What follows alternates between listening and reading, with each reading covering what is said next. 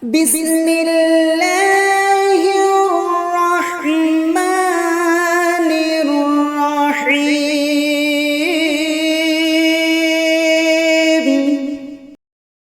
السلام عليكم ورحمة الله وبركاته.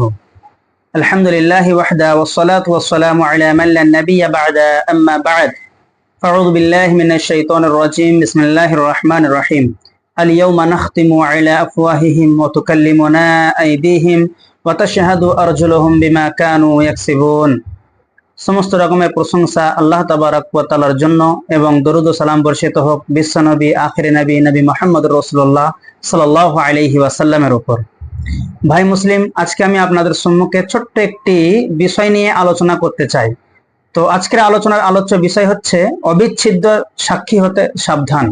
অবিচ্ছেদ্য সাক্ষী হতে সাবধান অর্থাৎ আমরা অনেকেই জানি যে কিয়ামত দিবস বলে একটা দিন আছে, যেটা কোরআন এবং সহিহ সুন্নাহ থেকে আমরা জানতে পেরেছি 50,000 বছর সমান একটা দিন হবে।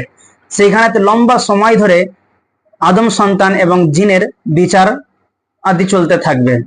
তো সেই মুহূর্তে যে সমস্ত ব্যক্তিরা পৃথিবীর বুকে অপরাধ করে চলবে, অপরাধী নামে আখ্যায়িত থাকবে এবং অপরাধ করতে করতে এক পর্যায়ে সে যখন মৃত্যুবরণ করবে, কিয়ামতের দিন 4টে পদ্ধতিতে তাদেরকে অপরাধী প্রমাণ আল্লাহ সুবহানাহু ওয়া তাআলা করবেন। আর সেই সাক্ষী যে কত কঠিন সাক্ষী হতে পারে সেটা আমি আপনি পরিকল্পনাও করতে পারি না। তো আসুন আমরা সেই 4টে অপরাধ বা 4টে সাক্ষীর প্রমাণ কিভাবে আল্লাহ রাব্বুল আলামিন নেবেন আমাদেরকে, বা ওই সমস্ত আদম সন্তান যারা পাপিষ্ঠ বা যারা গুনাহগার বান্দা তাদের কিভাবে ওই 4টে মাধ্যম দিয়ে আল্লাহ তাবারক ওয়া তাআলা অপরাধী প্রমাণ করবে সেটা আমরা জানি। প্রথমত আল্লাহ সুবহানাহু ওয়া তাআলা সূরা জিলজালা সূরা নাম্বার 99 আয়াত নাম্বার 1 এবং 2 এর মধ্যে আল্লাহ রাব্বুল আলামিন বলছেন যে ইযা জুলজিলাতিল আরদু জিলজালাহা, যখন জমিনকে অর্থাৎ এই ভূমিকে প্রবল এক ঝাঁকুনি মারা হবে অর্থাৎ কম্পিত করা হবে, ভূমিকম্প আরম্ভ হবে। ইযা জুলজিলাতিল আরদু জিলজালাহা ওয়া আখরাজাতিল আরদু আসকালাহা, তখন ওই জমিনের ভিতরে যা কিছু আছে, যা কিছু এই পৃথিবী, এই ভূমি, এই মাটি গোপন করে রেখেছে সবকিছু তখন বাইর করে ছুঁড়ে ফেলবে। যত রকমের খনিজ সম্পত্তি বলেন, সোনা দানা হীরা মণি মুক্তা তেল সবকিছুই আল্লাহ রাব্বুল আলামিনের নির্দেশ মোতাবেক সে তখন তার ভিতরের বোঝগুলোকে বাইর করে ফেলবে। তো ঠিক ওই রকম ভাবে যে সমস্ত মানুষরা যে অপরাধগুলো যে জায়গায় দাঁড়িয়ে করেছে, কিয়ামতের দিন জমিন বা এই মাটি সেই দিন সে সাক্ষ্য দেবে যে এই ব্যক্তি এই জায়গায় দাঁড়িয়ে এই অপরাধ করেছে। একটা মাধ্যম হলো যে যে জায়গায় দাঁড়িয়ে মানুষ অপরাধ করবে সেই জায়গা কাল কিয়ামতের ময়দানে সাক্ষী হিসাবে উপস্থিত থাকবে।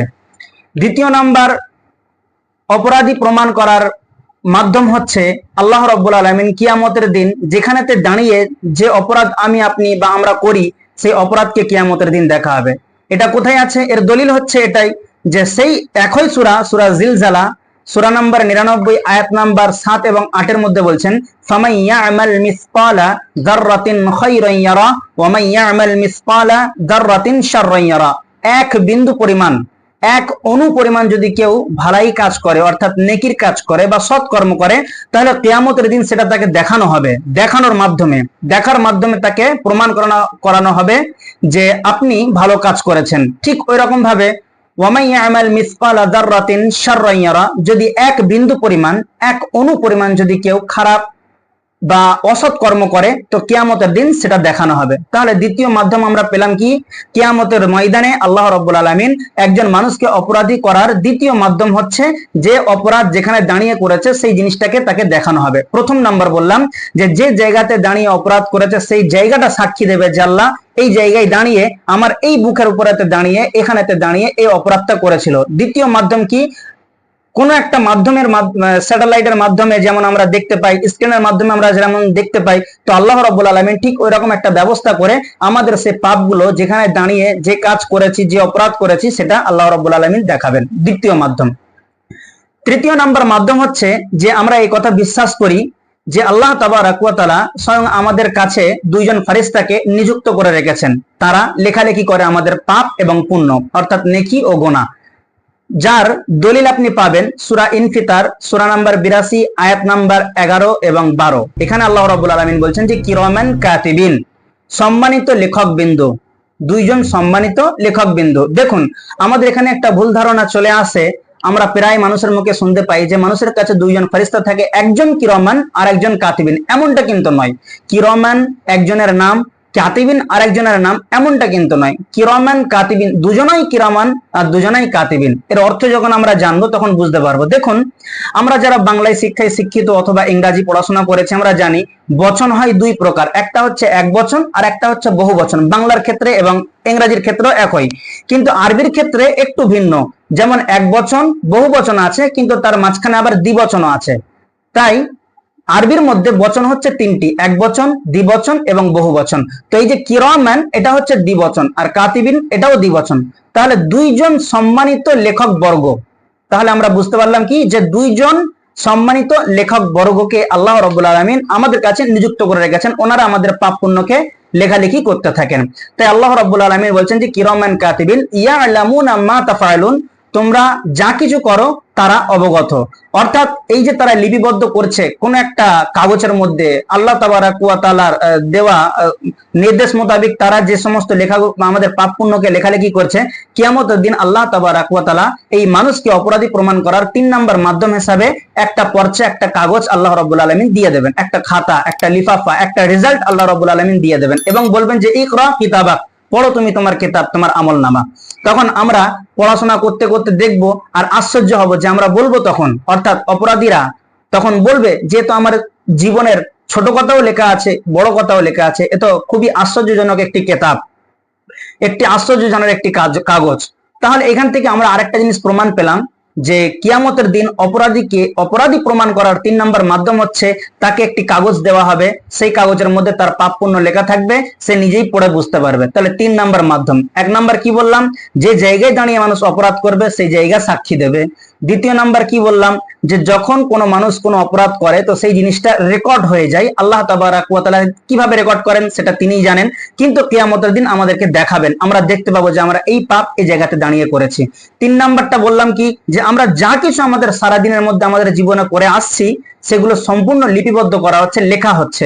কিয়ামতের দিন আমাদেরকে আমাদের হাতে ধরিয়ে দেওয়া হবে আর আমরা সেটা পড়ে আশ্চর্য হয়ে যাব এবং বলবো আমাদের জীবনের ছোট কথাও লেখা আছে, বড় কথাও লেখা আছে। 4 নাম্বারটা বড় কঠিন ব্যাপার। এতক্ষণ পর্যন্ত যে 3টে মাধ্যম আমরা শুনলাম সবটাই কিন্তু আমাদের শরীর থেকে আলাদা। কাগজ সম্পূর্ণ শরীর থেকে আলাদা, জমিন এটাও সম্পূর্ণ শরীর থেকে আলাদা। আবার যেটা দেখানো হবে কোন একটা স্ক্রিনের মাধ্যমে, আল্লাহ তাবারাক ওয়া তাআলা জানেন কিভাবে দেখাবেন, তবে সেটাও কিন্তু শরীর থেকে আলাদা। কিন্তু 4 নাম্বার মাধ্যম যেটা, সেটা আমাদের শরীরই সাক্ষ্য দেবে, আমাদের শরীরের অঙ্গ প্রত্যঙ্গ এরা সাক্ষ্য দেবে। কিভাবে? আল্লাহ রাব্বুল আলামিন সূরা ইয়াসিনের মধ্যে বলছেন, সূরা নাম্বার 36 আয়াত নাম্বার 65 এর মধ্যে, আল ইয়াউমা নাখতিমু আলা আফওয়াহিহিম ওয়া তুকাল্লিমুনা আইদিহিম ওয়া তাশহাদু আরজুলুহুম বিমা কানু ইয়াকসিবুন। আল্লাহ রাব্বুল আলামিন বলছেন যে আজকে আমি কিয়ামতের দিন তাদের মুখেতে মোহর লাগিয়ে দেব, অর্থাৎ তাদের মুখকে আমি বন্ধ করে দেব, তাদের মুখকে আমি সেলাই করে দেব। আল ইয়াউমা নাখতিমু আলা আফওয়াহিহিম ওয়া তুকাল্লিমুনা আইদিহিম, তাদের হাত আমার সঙ্গে কথা বলবে। অর্থাৎ আল্লাহ রাব্বুল আলামিন আমাদের এই হাতকে যা কিছু জিজ্ঞাসা করবেন, যে অপরাধ কি করেছি না করেছি, পৃথিবীর বুকে আমরা কিভাবে চলেছি না চলেছি, এই হাতকে জিজ্ঞাসা করবেন আল্লাহ রাব্বুল আলামিন। এই হাত তখন আল্লাহ রাব্বুল আলামিনের সঙ্গে কথা বলবেন। ওয়া তাশহাদু আরজুলুহুম বিমা কানু ইয়াকসিবুন, এবং পা তখন সাক্ষী দেবে আমরা যা কিছু করে এসেছি, এই সমস্ত কর্মের সাক্ষীগুলো পা তখন দিতে থাকবে যে আল্লাহ, হাত যা কিছু বলছে সব ঠিক বলছে। একটু চিন্তা করে দেখুন, যে হাতকে নিয়ে আপনি পৃথিবীর বুকে বিভিন্ন কাজকর্ম করছেন, এই হাতের মাধ্যমে আপনি যেমন সৎকর্ম করছেন অসৎ কর্ম করছেন, কিন্তু কাল কিয়ামতের দিন এই হাত তখন আপনার আমার থাকবে না, আল্লাহ সুবহানাহু ওয়া তাআলার ইশারায় কথা বলবে।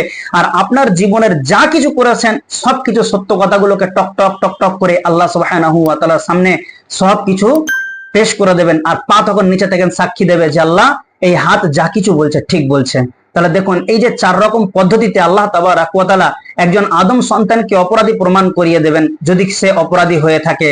আর এই অপরাধী 4 রকম পদ্ধতিতে প্রমাণ হবার পরেও একজন মানুষ কিভাবে আল্লাহ সুবহানাহু ওয়া তাআলাকে বলতে পারে যে আল্লাহ, যা হবার হয়ে গিয়েছে মাফ করে দাও, গুনাহ খাতাগুলোকে শেষ করে দিয়ে আমাকে জান্নাতে দিয়ে দাও, এটা তো কোনোদিন সে বলতে পারবে না। এজন্য দুনিয়াতে সময় থাকতে থাকতে আমাদেরকে সে চিন্তা ভাবনা করে নিতে হবে, এমন কাজ যেন আমাদের দ্বারাতে না হয়ে যায় যে কিয়ামতের দিন আমাদের অঙ্গ প্রত্যঙ্গ আমাদের বিরুদ্ধে সাক্ষী দেয়। এজন্য বলেছিলাম আজকের আলোচনার আলোচ্য বিষয় হচ্ছে অবিচ্ছেদ্য সাক্ষী হতে সাবধান। যদি আপনি সঠিকভাবে দুনিয়া করতে পারেন, জীবনযাপন করতে পারেন, তাহলে আল্লাহ সুবহানাহু ওয়া তাআলা অবশ্যই আপনাকে আমাকে এই সমস্ত সাক্ষী থেকে দূরে রাখবেন। আল্লাহ সুবহানাহু ওয়া তাআলার কাছে দোয়া করি যে আল্লাহ তাবারাক ওয়া তাআলা যাতে করে আমরা অবিচ্ছেদ্য সাক্ষী থেকে যেন পরিত্রাণ পেয়ে যেতে পারি এবং এমন কর্ম আমাদের দ্বারাতে না হয়ে যায় যে কিয়ামতের দিন আমরা বড় বিপদের মধ্যে পড়ি, এরকম থেকে যেন আমরা এরকম আমল থেকে আমরা যেন দূরে থাকতে পারি, সে তৌফিক তোমাদেরকে দান করো, আমিন। আসসালামু আলাইকুম ওয়া রাহমাতুল্লাহ।